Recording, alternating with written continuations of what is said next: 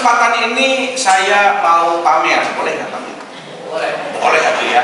Pendeta boleh pamer, kalau untuk keperluan khotbah nggak boleh. Saya mau pamer handphone saya yang terbaru. Ini handphone saya yang terbaru nih. Menurut saya sih cukup canggih dibandingkan handphone saya yang sebelumnya. Karena handphone saya yang sebelumnya itu rusak, ya. Chargernya kebakar, colokannya kebakar. Jadi nggak bisa ngecas lagi sampai akhirnya mati. Nah, karena saya kan manusia milenial ya, jadi apa-apa semuanya di handphone. Nah, terpaksalah saya beli handphone saya yang terbaru ini. Handphone saya yang terbaru ini saya beli sebelum pandemi, ya. Jadi mulai dari mulai pandemi sampai sekarang ini handphone saya yang terbaru. Kira-kira masih baru nggak berarti handphone? Hah? Lama atau baru? Lama handphonenya sebelum pandemi. Pandemi tahun berapa?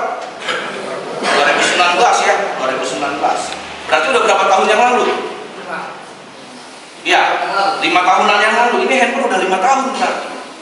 Tapi walaupun udah handphone yang lama, tadi saya bilang ini handphone saya yang terbaru. Kenapa ini handphone saya yang terbaru? Karena saya nggak punya handphone yang lebih baru daripada handphone ini. Terbaru itu artinya apa sih? Terbaru itu berarti paling baru, bener nggak? Jadi selama saya nggak ganti handphone, selama saya nggak punya handphone yang lebih baru daripada handphone ini, maka ini akan tetap menjadi handphone saya yang terbaru. Mau 10 tahun lagi, mau 30 tahun lagi, kalau saya tetap pakai handphone ini, saya nggak punya yang lebih baru, ini tetap menjadi handphone yang terbaru. Bener nggak? Nggak salah dong ya, berarti saya bilang ini handphone yang terbaru. Tapi apakah masih baru? Tidak, sudah lama, sekitar 5 tahunan. Ya mungkin kayaknya udah mulai rusak-rusak sedikit kali kayaknya, karena sering kebanting. Nah, Bapak Ibu Saudara, seperti handphone saya yang terbaru ini, ya, hidup kita sebagai orang Kristen juga bisa jadi ternyata nggak baru, tapi terbaru. Nangkep yang saya maksud? Kan kita ini orang Kristen itu sering disebut hidup baru, betul nggak? Betul ya? Nah, pertanyaannya, apakah kita ini hidupnya hidup benar-benar hidup baru atau hanya hidup terbaru? Artinya, terbaru bukan karena benar-benar baru, tapi ya hanya karena nggak pernah diperbarui. Kayak handphone ini tadi. Handphonenya memang sih handphone saya yang terbaru, tapi bukan lagi baru, udah 5 tahunan. Kadang-kadang mulai ngeheng dikit. Calon-calon minta diganti baru kayaknya. Bisa jadi ini nggak jadi handphone terbaru lagi nanti kalau dia rusak. Karena saya punya prinsip, saya nggak bakal ganti handphone sebelum handphonenya rusak. Kalau udah rusak, baru saya ganti handphone baru. Kalau masih bisa dipakai, pakai aja terus. Mau hancur kayak yang lama malah udah retak-retak kacanya. Apa layar. Nah, jadi Bapak Ibu Saudara, jangan-jangan hidup kita tuh kayak begitu. Hidup saya ini hidup yang terbaru. Terbarunya tapi bukan benar-benar baru. Kenapa seperti itu? Kapan terakhir kali Bapak Ibu Saudara mengalami perjumpaan pribadi dengan Tuhan Yesus Kristus? Pertanyaannya kan, apakah perjumpaan pribadi itu maksudnya ketika kita tidur terus tiba-tiba nongol di depan kita nih ada laki-laki jenggotan tapi gondrong. Kalau saya jenggotan tapi botak, ya. Jenggotan gondrong, wah Tuhan Yesus datang. Apakah seperti itu? Bukan. Tapi maksudnya mengalami secara spiritual perjumpaan di dalam iman bahwa oh Yesus datang pada, Yesus menyapaku secara pribadi. Tuhan menyapaku secara pribadi. Kapan terakhir saudara mengalami itu? Pertanyaan. Jangan-jangan waktu dibaptis, jangan-jangan waktu CD berapa tahun yang lalu tuh, ya kan? Setelah itu ya memang aku mengalami hidup baru, tapi nggak pernah ada pembaruan lagi setelah itu. Ya cuma sekadar menjalani hidup sebagai orang Kristen yang gitu-gitu aja terus monoton. Bisa nggak orang Kristen seperti itu? Bisa. Bisa nggak tanpa sadar kita seperti itu? Bisa, ya. Jadi Bapak Ibu Saudara, banyaknya orang Kristen di berbagai tempat yang kemudian merasa hidupnya menjemukan, jenuh, bosannya cuma gitu-gitu aja. Ya datang hari Minggu ke gereja, ya dengar khotbah, ikut kebaktian, pulang. Udah gitu-gitu aja. Nggak ada gairah di dalam hidup. Nggak ada keinginan untuk memberitakan tentang Kristus. Bisa jadi orang Kristen yang seperti itu, nah tadi, hidupnya hanya hidup yang terbaru seperti handphone saya ini. Terbaru bukan karena baru, terbaru karena nggak pernah diperbarui. Jadi selama nggak pernah diperbarui, udah gitu aja terus monoton. Sampai entah kapan, sampai Tuhan Yesus datang kembali. Gitu ya. Gitu-gitu aja hidup. Nggak pernah ada gairah di dalam hidup. Gairah untuk apa? Untuk memberitakan Injil. Gairah untuk menyatakan kuasa Tuhan. Contohnya. Dan ini yang menjadi kritik bagi orang Kristen masa kini. Itu yang bikin di banyak tempat Bapak Ibu Saudara, kalau kita ini jalan-jalan ke Eropa nih, katanya, saya juga belum pernah ke Eropa, nggak ada yang ngongkosin soalnya, mahal. Barangkali di sini nanti ada yang mau ngongkosin gitu ya. Konon katanya di Eropa tuh gereja sekarang menjadi kafe. Jadi kafe. Kenapa? Kosong, nggak ada yang datang. Karena bangunannya bagus, bangunan Tempo dulu kan ya, wah bagus nih, dirobohin, sayang, jadiin kafe aja lah, gitu. Jadiin kafe, wah rame yang datang, tapi bukan untuk beribadah, untuk ngopi. Jangan sampai nih gereja kita mungkin beberapa tahun lagi jadi kayak begitu nih. Apalagi kan daerah Mangga Besar kan daerah bisnis ya. Ini lama-lama saya lewat, jangan sampai nih GKI Mangga Besar tahu-tahu berubah jadi kafe gitu kan. Jangan sampai seperti itu. Gara-gara apa? Ya itu tadi. Gara-gara orang-orang Kristen kemudian merasa bahwa hidupnya sebagai orang Kristen ya hanya cuma gitu-gitu aja. Gitu-gitu aja. Nggak ada gairahnya, nggak ada semangatnya. Nah, ini yang harus kita waspadai. Bapak Ibu Saudara, tema kita saksi kebangkitan Tuhan. Nah, yang namanya saksi itu, kalau misalnya begini, ada kejadian gitu ya, ada kejadian, terus ada kejadian apa, misalnya kebakaran, katakan begitu ya, kebakaran. Terus diwawancara nih, ada saksi mata. Saksi mata itu berarti, kenapa dia bisa disebut saksi mata? Syaratnya apa? Ada di tempat kejadian, di TKP, dia ngelihat langsung. Boleh nggak kalau misalnya begini, diwawancara, oh kenapa bisa ada kebakaran? Coba ceritakan kronologisnya. Jadi gini, katanya, kata Pak RT sih begini. Bisa disebut saksi nggak kalau kayak begitu? Nggak bisa. Karena apa? Karena katanya. Bukan dia yang melihat langsung, bukan dia yang mengalami langsung kejadiannya, betul? Sama, ngomong saksi kebangkitan Tuhan berarti harus mengalami langsung, melihat secara langsung. Makanya tadi saya tanya, hidup kita sebagai orang Kristen itu hidup kita yang terbaru atau hidup yang sungguh-sungguh baru? Kapan terakhir kali kita mengalami perjumpaan dengan Kristus secara iman? Kalau ditanya kayak begitu, ini orang GKI ini suka kapan ya? Nggak bisa jawab. Ini yang jadi masalah. Ini jadi masalah. Bagaimana kita bisa menjadi saksi kalau kita sendiri merasakan Tuhan aja nggak pernah? Pertanyaannya, gimana sih cara ngerasain Tuhan? Bagaimana menjumpai Tuhan? Nah ini yang seringkali jadi masalah. Tadi saya tanya di awal, apa kabar? Baik ya. Kalau di beberapa tempat tuh diajarinya begini, luar biasa, gitu ya. Jawabnya luar biasa. Biasa di luar, nggak ikut masuk dong. Nah, kenapa orang sekarang suka dengan hal-hal yang luar biasa? Bapak Ibu Saudara, kalau dikasih pilihan, nih sekarang saya tanya deh, Pengen diberkati Tuhan secara biasa saja atau diberkati Tuhan secara luar biasa? Yang pengen diberkati Tuhan secara biasa, angkat tangan. Biasa. Yang pengen diberkati dengan luar biasa? Wah, banyak. Pengen diberkati Tuhan dengan luar biasa.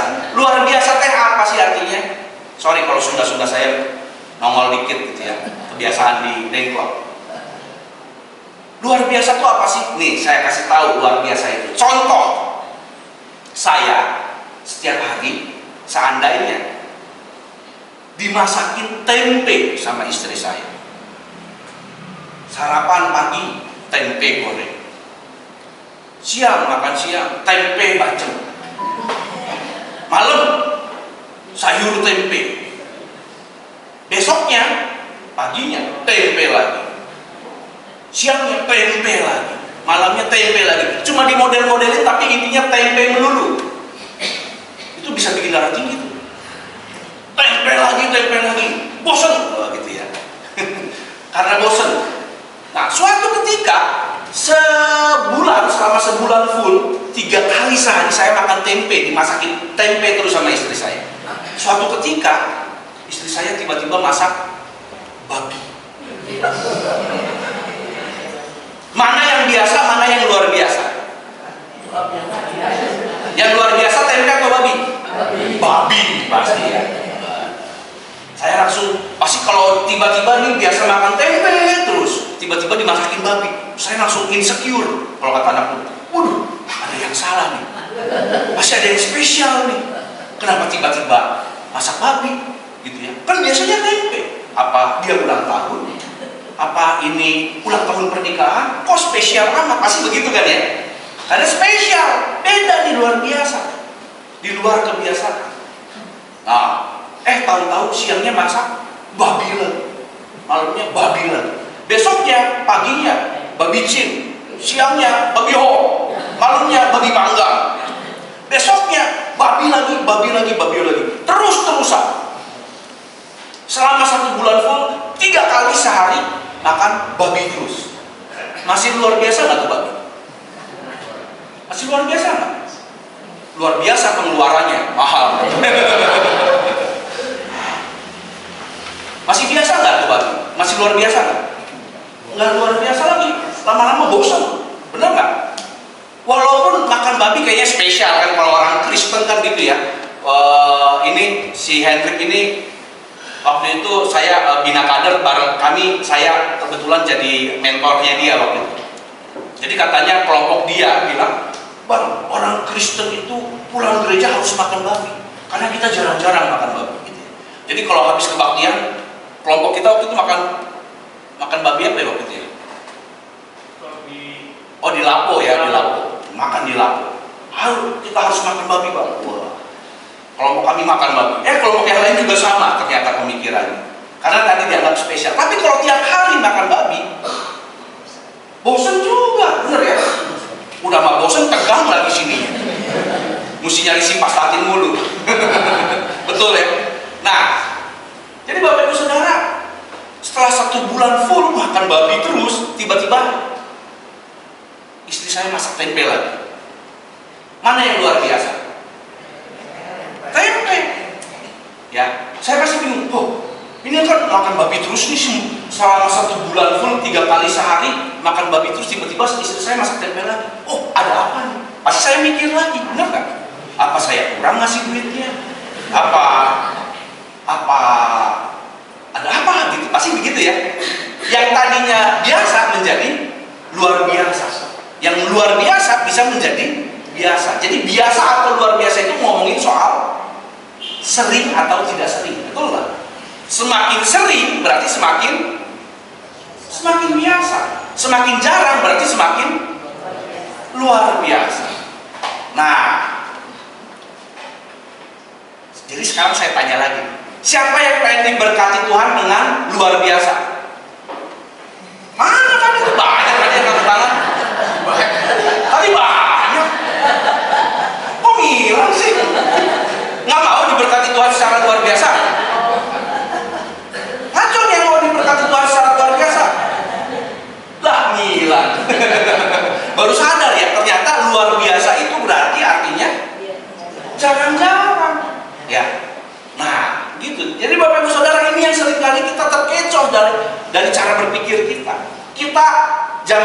itu pengen bahasa Inggrisnya itu harus extraordinary, harus luar biasa. Nggak mau yang biasa-biasa aja, harus beda, gitu ya. Apalagi kalau kita lihat bacaan kedua kita tadi di dalam 1 Yohanes dibilang kita ini anak-anak Allah.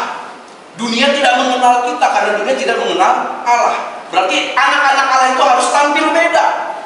Iya betul, tampil beda. Terus kita jadi, harus luar biasa. Kemudian kita berpikir bahwa yang namanya Allah kan luar biasa. Karena Allah itu luar biasa, berarti kalau Allah memberkati, pasti caranya juga dengan cara yang luar biasa. Itu yang bikin kita kemudian seringkali gagal berjumpa dengan Allah. Karena kita mencari Allah di dalam hal-hal yang luar biasa tadi. Kita nggak mau dalam hal-hal yang biasa. Ada cerita tentang seorang nenek yang saban tahun kebanjiran rumahnya. Di sini banjiran nggak? Nggak ya? Oke. Nah si nenek ini saban tahun pasti rumahnya kebanjiran pas musim hujan. Nah tahun ini dia berdoa sama Tuhan. Tuhan, aku selalu beriman padamu. Aku yakin tahun ini Tuhan akan menolong aku dari kebanjiran. Aku capek mesti ngungsi tiap tahun Tuhan. Tolong aku dari kebanjiran yang rutin, gitu ya. Dia bilang begitu. Begitu dia bilang amin, jelger, hujan. Benar tuh, banjir, mulai banjir. Banjirnya makin lama makin tinggi, masuk rumah. Banjirnya udah setinggi lutut. Pak RT datang bawa kentongan, tong tong tong tong. Warga, ayo kita ngungsi. Biasa tiap tahun ini mah pasti banjir tinggi. Ayo nih, banjir nih, kita ngungsi yuk.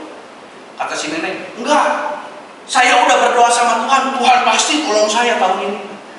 Nggak perlu ngungsi, kata si nenek. Dawe pergi. Banjirnya makin kenceng, pintu air dibuka. Makin tinggi, setinggi pinggang orang dewasa. Pak RW datang sekarang, bukan Pak RT. Pak RW datang. Ngajak warganya untuk mengungsi. Nenek, ayo mengungsi. Kata si nenek, nggak perlu mengungsi. Tuhan pasti nolong saya lah, pasti. Gitu ya. Terus si Pak RW pergi mengungsi nyari warga yang lain. Banjir makin tinggi, Bapak Ibu Saudara. Si nenek makin berdoa. Banjir makin tinggi, sudah setinggi dada orang dewasa. Si nenek mengungsi sampai naik-naik ke atas meja. Datang tim SAR, naik perahu karet, cepak cipu. Nenek, ayo mengungsi, ini banjirnya makin tinggi, ini makin bahaya nih kayaknya nih. Ayo mengungsi, naik perahu karet. Tidak, saya percaya Tuhan akan mendengar doa saya. Kata si nenek. Perahu karet pun pergi. Banjir makin tinggi dan alirannya makin deras. Si nenek mesti naik ke atap rumah. Naik ke atap rumah karena udah dia memandang semua udah tertutup, air udah kayak lautan. Yang datang bukan lagi perahu karet nggak bisa ke bawah arus, kencang airnya. Datang tim SAR naik helikopter. Si nenek tuh tim SAR turun pakai tangga tadi kan. Nenek, ayo kita mengungsi, bahaya ini. Bisa ke bawah arus. Kata si nenek, tidak, aku menunggu pertolongan Tuhan. Padahal kapan lagi ya nenek-nenek bisa naik helikopter tadi. Akhirnya si helikopter pergi. Dan apa yang terjadi? Akhir cerita, si nenek beneran dijemput malaikat ke bawah arus. Wush, mati. Tenggelam. Nah, pertanyaan saya, Tuhan dengar doa si nenek nggak? Dengar. Berapa kali Tuhan tolong nenek? Berapa kali? Ada yang merhatiin nggak? Berapa kali Tuhan nolong si nenek sebenarnya? 4 kali. Pertama, Pak RT. Yang kedua, Pak RW. Yang ketiga, tim SAR pakai perahu karet. Yang keempat, helikopter. Kapan lagi nenek-nenek bisa naik helikopter ya? Tapi si nenek tidak melihat itu sebagai pertolongan Tuhan. Mungkin dalam pikirannya, nanti akan ada malaikat menolong dia atau bagaimana. Dia berpikir cara Tuhan pasti luar biasa. Dia tidak melihat bahwa Pak RT, Pak RW, tim SAR pakai perahu karet, tim SAR pakai helikopter, itu adalah cara Tuhan menolong dia. Ya, gitu. Jadi seringkali orang Kristen itu seperti nenek itu, berdoa sama Tuhan, minta pertolongan Tuhan, tapi cara Tuhan menolongnya mesti sama seperti maunya saya. Maunya saya, Tuhan tuh nolongnya begini nih. Kalau nggak begitu berarti bukan pertolongan Tuhan. Nah, itu yang seringkali membuat kita gagal mengalami perjumpaan dengan Tuhan. Seperti para murid nih. Tuhan Yesus datang, masa dibilang hantu? Mereka mengira Yesus itu hantu. Mereka gagal mengenali Yesus. Karena mereka berpikir, oh Yesus itu sudah mati. Kalau bangkit, pasti wujudnya berbeda gitu ya. Mereka berpikir, oh yang namanya Mesias itu tidak mati. Tidak mungkin mati yang namanya Mesias itu. Mereka percaya Yesus Mesias. Tapi berpikir Mesiasnya dengan cara berpikir mereka sendiri. Nah, tanpa sadar para murid saat itu mengurung Tuhan dengan cara berpikir mereka sendiri. Sama seperti si nenek tadi, mengurung Tuhan dalam cara berpikirnya sendiri. Kalau Tuhan menolong, mestinya begini nih Tuhan nolongnya, dengan cara yang luar biasa kan.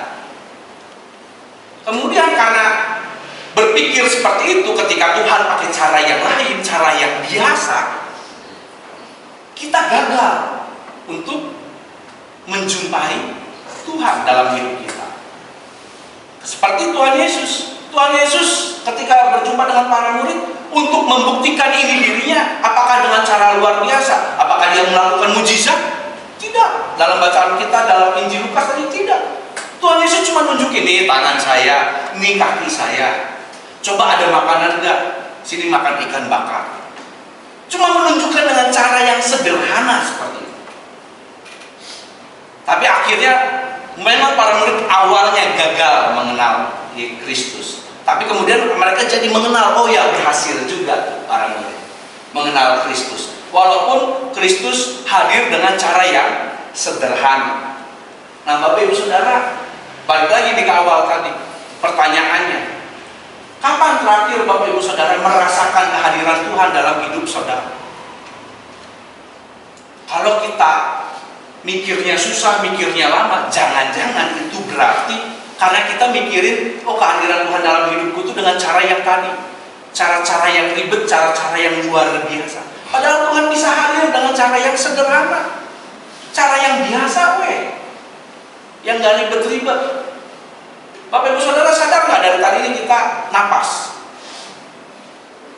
Kalau nggak saya sebut napas, nggak ada yang nyadar. Karena apa? Karena napas kita itu matic atau manual.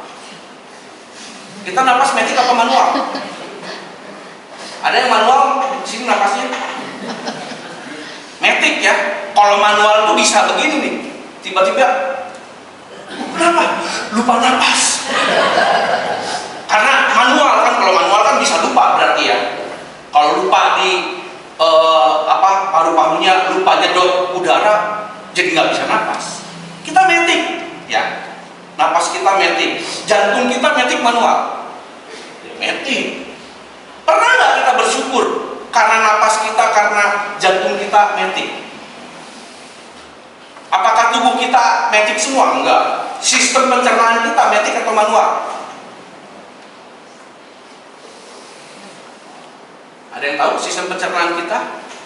Semi otomatis. Semi ya. Jadi nggak full matic. Waktu makan manual, ngunyah kan ya, ngunyah, nelen, nah itu manual tuh. Begitu masuk ke perut, matic. Nggak ada yang mesti, ayo cerna gitu, nggak ada. Tercerna dengan sendirinya, betul nggak? Begitu udah selesai tercerna, ganti mode, nggak matic terus, jadi manual lagi. Bayangkan kalau matic terus, selesai tercerna, langsung keluar, selesai tercerna, langsung keluar, repot tuh, bener nggak? Ya, yang kayak begitu tuh berarti yang udah uzur biasanya, yang udah rusak. Berarti sistemnya. Yang harusnya manual kan, begitu makanan dicerna ganti mode jadi manual kan ya. Nah ini mah jadi netik terus. Nah itu biasanya udah rusak sistem tubuhnya. Nah Bapak Ibu Saudara, pernah nggak mikirin hal-hal kayak begitu? Terus bersyukur, oh untung ya Tuhan bikin sistem tubuh saya semi otomatis pencernaannya. Coba kalau dibikin matic terus, repot kita. Kita nggak pernah mikirin sampai sebegitunya biasanya Bapak Ibu Saudara. Ya, itu adalah cara Tuhan membentuk kita manusia, dan itu cara Tuhan menunjukkan kasihnya kepada kita, dan itu patut disyukuri. Dan kalau kita melihat hal itu, maka kita merasa, oh ya Tuhan masih memberikan fungsi tubuhku dengan baik. Mana yang metik, mana yang manual, nggak kebolak-balik.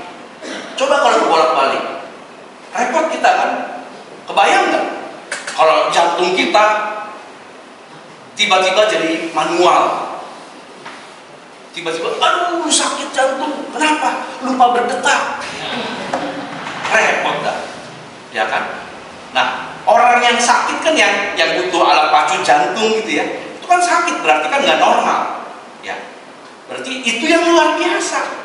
Yang biasa itu apa? Ya yang normal udah berdetak biasa aja, napas ya napas biasa. Itu yang biasa. Nah itu yang harusnya kita syukuri. Seorang ibu pernah bersaksi kepada saya, Pak Pendeta, dia dengar khotbah saya menceritakan ilustrasi yang dari tadi itu saya ceritakan. Terus dia pulangnya dia cerita, Pak, dengar khotbah Bapak saya jadi ingat Pak, saya pernah bersyukur sama Tuhan, bersyukur banget, sampai nangis saya bersyukur sama Tuhan. Gara-gara apa Pak? Gara-gara suami saya ngorok. Bu, ada di sini yang pasangannya ngorok? Ini kalau ada istri saya, dia langsung ngangkat tangan langsung. Ada saya ngorok. Nah, dia bilang begini, Pak, suami saya itu ngoroknya tuh kayak mesin diesel. Pertama pelan, makin lama makin kenceng. Kalau udah panas tuh, terus bisa tiba-tiba. Siapa yang napasnya di situ? Ngoroknya begitu tuh. Terus gitu lagi. Nah, suatu saat dia malam-malam lah ceritanya nih, lagi cuci piring biasa, lagi cuci piring, suaminya habis makan nonton gitu ya di sofa. Terus tiba-tiba dia dengar, oh mesin diesel nyala nih, ketiduran berarti. Nah, tiba-tiba, nah itu, didengar lagi. Kok nggak lanjut lagi ya? Kok mesin dieselnya mati? Waduh, nggak napas lagi ini jangan-jangan. Langsung dia tinggal tuh, dari dapur dia lari. Begitu nyampe ruang tengah, puji Tuhan masih ngorok. Dan di situ dia kata dia, saya bersyukur banget saya masih dengar ngorok suami saya. Saya biasanya paling males. Kadang-kadang saya pengen tutup pakai bantal gitu ya. Karena ngoroknya kenceng banget, gak enak didengar lagi, fales lagi gitu ya. Ngoroknya fales. Tapi pada momen itu saya bersyukur pada Tuhan bahwa saya masih bisa dengar ngorok suami saya.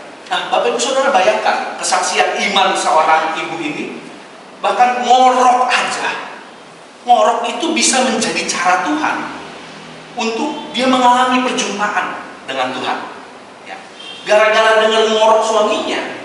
Kalau saya tanya kalau ibu itu, kapan ibu terakhir kali mengalami perjumpaan dengan Tuhan? Waktu saya dengar ngorok suami saya. Dia akan jawab seperti itu. Buat dia, dengar ngorok suami adalah cara Tuhan menunjukkan kuasanya. Sederhana kan Bapak Ibu Saudara ya? Jadi ternyata mengalami perjumpaan dengan Tuhan itu, menyaksikan Kristus yang sudah bangkit itu gampang apa susah? Gampang. Cukup kita lihat aja kehidupan kita sehari-hari. Di sana sini banyak kita bisa melihat karya Tuhan dalam hidup kita. Cuma kitanya mau lihat nggak bahwa itu adalah karya Tuhan, atau jangan-jangan tadi kita mengurung Tuhan dengan cara berpikir kita, ada kejadian begini mah biasa, bukan mujizat gitu. Mujizat itu kalau ada hal-hal yang sakit tiba-tiba sembuh gitu ya. Padahal kalau orang sakit, Bapak Ibu Saudara, sakit nggak sembuh-sembuh, tapi dia bisa terus memuji Tuhan, itu kan mujizat. Ini mentor saya dulu di GKI Bondowoso. Dia bilang begini ke saya. Dia sakit, jadi waktu itu saya pas praktek di sana, pas dia didiagnosa sakit kanker prostat kalau saya nggak salah. Pendeta Martin GKI Bondowoso. Dia bilang ini, saya bersyukur Tuhan kasih saya kanker. Wah, gila nih orang, kata saya. Dikasih kanker malah senang. Iya, soalnya ada oma satu. Oma ini sakit kanker. Waktu itu saya pernah melawat dia, katanya. Terus saya hibur dia lah. Terus si oma bilang, pendeta sih enak, tinggal ngomong doang. Pendeta kan nggak ngerasakan rasanya sakit kanker itu kayak gimana, capeknya bagaimana, kata si nenek itu. Jadi saya nggak bisa ngomong apa-apa tuh sama. Nah sekarang Tuhan kasih saya sakit kanker. Saya datang ke oma itu. Oma, kita sama nih sekarang, sama-sama kanker. Jadi saya bisa ngerasain apa yang oma rasakan. Si oma itu langsung nangis-nangisnya. Karena si pendeta itu ngomong begitu. Tuhan kasih saya kanker supaya saya bisa menghibur oma. Jadi kata si omanya, buset, si pendeta ini sampai mau Tuhan kasih kanker ke dia cuma untuk menghibur saya. Pada akhirnya si oma itu meninggal. Saya udah selesai praktek gitu ya, saya tanya kabar, omanya meninggal. Tapi beda, Bapak Ibu Saudara. Beda ketika si pendeta itu sudah datang dengan sakit kankernya, sama-sama sakit kanker, merasa senasib sepenanggungan. Dan si oma itu menjalani sisa hidupnya dengan lebih damai sejahtera. Dan ini menurut saya adalah pengalaman iman yang sangat luar biasa. Saya belajar banget dari mentor saya itu, dari pendeta Martin itu. Bagaimana ternyata kalau kita melihat dalam kacamata iman, bahkan sakit kanker pun bisa menjadi cara Tuhan untuk bekerja melalui diri kita. Itu yang luar biasa. Dan menurut saya itu mujizat. Jadi Bapak Ibu Saudara, tinggal gimana kitanya. Apakah kita bersedia melihat peristiwa-peristiwa dalam hidup kita sebagai bentuk Kristus hadir secara nyata dalam hidup kita? Atau kita mau melihatnya sebagai hal-hal yang biasa saja? Karena kita sibuk mencari hal yang luar biasa tadi. Dan terakhir Bapak Ibu Saudara, itu semua baru bisa kita lakukan kalau kita mau benar-benar menyadari apa yang terjadi di sekitar kita. Bukan hanya berpikir tentang yang muluk-muluk, bersaksi itu menjadi saksi kebangkitan Tuhan itu berarti saya mesti ke pedalaman, ke mana-mana. Enggak harus. Ya, itu bagian dari bersaksi. Tapi enggak harus seperti itu. Bersaksi itu sederhana. Menjadi saksi Kristus itu cuma dua hal intinya. Satu, mengatakan yang Yesus lakukan. Yang kedua, melakukan yang Yesus katakan. Udah, itu aja. Menjadi saksi itu berarti satu, mengatakan yang Yesus lakukan. Yang kedua, melakukan yang Yesus katakan. Jadi tinggal kita lakukan saja. Sebagai penutup, saya mau mengajak main. Mau nggak? Kalau nggak mau langsung amin. Kan udah penutup. Mau apa enggak?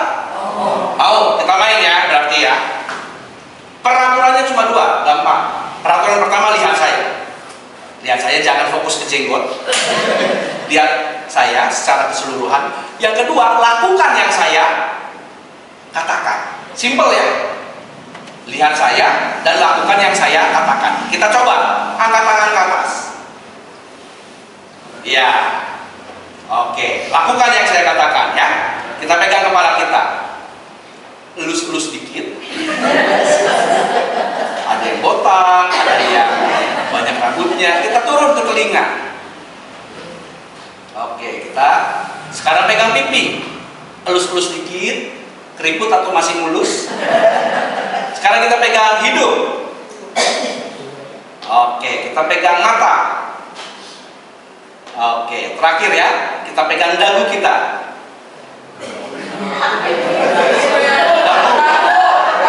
Kita pegang dagu. Dagu. Kita pegang dagu kita. Dagu loh. Oke, ya. Aturannya bagaimana? Lihat saya dan lakukan yang saya katakan. Saya katakan pegang dagu. Kenapa begitu? Hah? Ada yang dagunya pindah-pindah. Ada yang dagunya pindah. Pegang dagu. Lihat saya, push. Dagu. Lihat saya, naik lagi. Dagu turun. Ngelihat saya, naik lagi. Dagunya naik turun. Ada yang sampai akhir pegang dagu.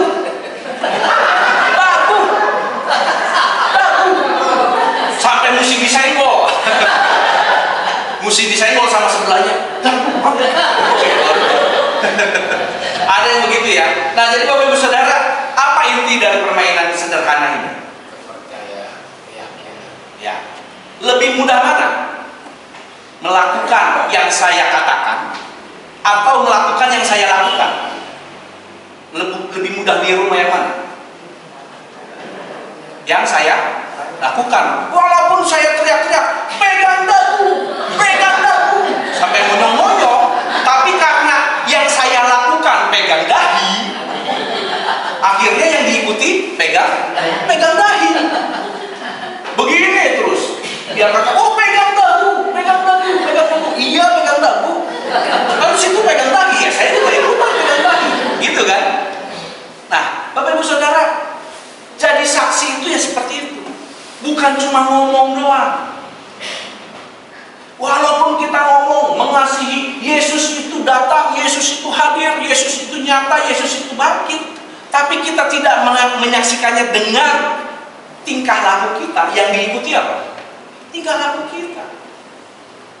Biar kata dia seorang pendeta, dia seorang penatua, ngomongnya ngasih, kasih, tapi yang dilakukan kekerasan, mukul, ngomongnya kasar, yang diikuti yang mana? Kelakuannya. Jadi Bapak Ibu Saudara, menjadi saksi yang nyata itu melalui kelakuan, ya, bukan hanya ngomong doang. Jadi kalau Bapak Ibu Saudara nanti suatu saat ingat gitu ya, oh, menjadi saksi itu bukan hanya ngomong, tapi melakukan. Ingat ya, pegang dagu. Jadi Bapak Ibu Saudara, kiranya Tuhan memampukan kita menjadi saksi kebangkitan Tuhan secara nyata melalui tingkah laku hidup kita sehari-hari. Ingatlah, jumpai Tuhan dulu. Nggak bisa kita bersaksi kalau kita sendiri tidak menyaksikan. Bagaimana menyaksikannya? Dalam kehidupan yang sehari-hari, sederhana, asal kita mau buka mata iman kita. Kiranya Tuhan menolong setiap kita. Amin. Mari bersama.